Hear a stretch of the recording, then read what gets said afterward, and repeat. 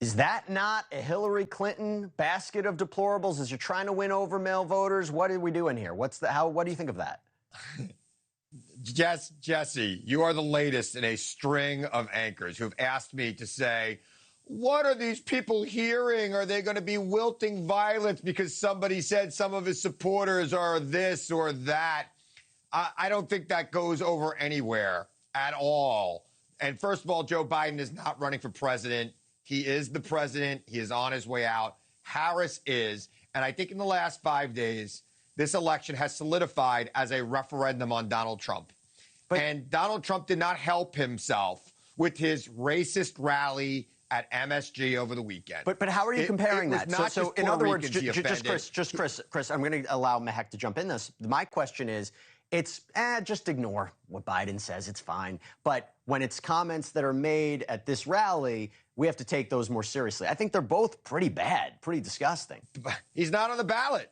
He's not on the ballot. He's the president. Okay? He served with Vice President Kamala Harris. He is not on the ballot. That was not a campaign event. They did not. The Harris campaign did not put those remarks in the teleprompter the way the Trump campaign did with Tony.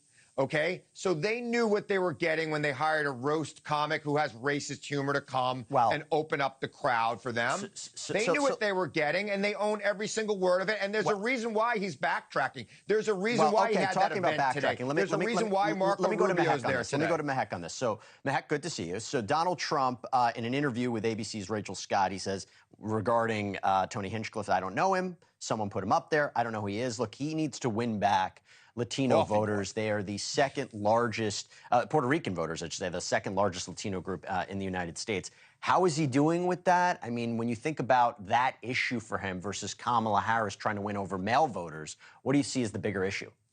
Look, I think Kamala Harris's campaign is imploding. And the fact that Biden was speaking about more than 500,000 Americans that are Trump supporters. First, you had Obama calling us clingers. Then you had Hillary Clinton calling us deplorables. Then you have Kamala Harris calling us fascists. And now you have Biden calling us garbage. This tells you all the division and hatred that's happening. You contrast that with an MSG rally where you had a comedian talking about Puerto Rico. And let me be very clear. Many independents and Democrats are opposing Kamala Harris because she has an open border crisis that she hasn't taken significantly seriously. We have over 11 million illegal immigrants, 99 known terrorists. Little girls are being raped and killed, and she continues to turn her closing argument on fascism rather than the American dream, which she believes is dead. And by the way, she is vice president today. She continues to turn the tables. Chris, I'll give you 1 second. I just want to follow up with that.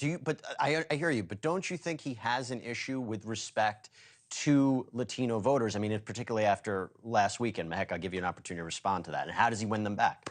Look, I don't think President Trump knows who this comedian is, and he specifically has helped every single immigrant. I'm a legal immigrant today. He's been a champion for legal immigration, and he's telling people that are Puerto Rican, that are Mexican, that are immigrants here today, that have come here legally, I will support you and I will fight for you, and I'll make sure there are no more handouts for illegals. That is a champion for immigration in my book. All right, Chris, I throw it back to you to respond. Yeah, I don't think she saw Stephen Miller's speech on Saturday night. I mean, it could have been Charles Lindbergh's speech from 1939. America is for Americans only. I don't think he would be happy is for Americans only because you have to be a legal immigrant to be here. America is 100% for legal. Very clear. He has made it very clear that he will hurt legal immigration, too. That and in some of his comments about who he's going to deport. It's so shocking to me that you can say that. Racist rally this weekend. You want to call it racist when he's bringing communities together. We're absolutely clear that he was not going to be really picky on who he was throwing out of this country. I would be very afraid of a Donald Trump presidency if I was a first-generation American, even if you came here legally. I am not afraid because he was our commander-in-chief for 4 years. I think it is disgraceful. I think that he will be unfeathered by people who have a rational view of what America is. I have a rational view, and I believe that President Trump has been the greatest president for legal immigrants. He absolutely damaged himself. He absolutely damaged himself. Thanks for watching. Go to joinnn.com to find NewsNation on your screen. And don't forget to click the red subscribe button below to get more of NewsNation's fact-driven, unbiased coverage.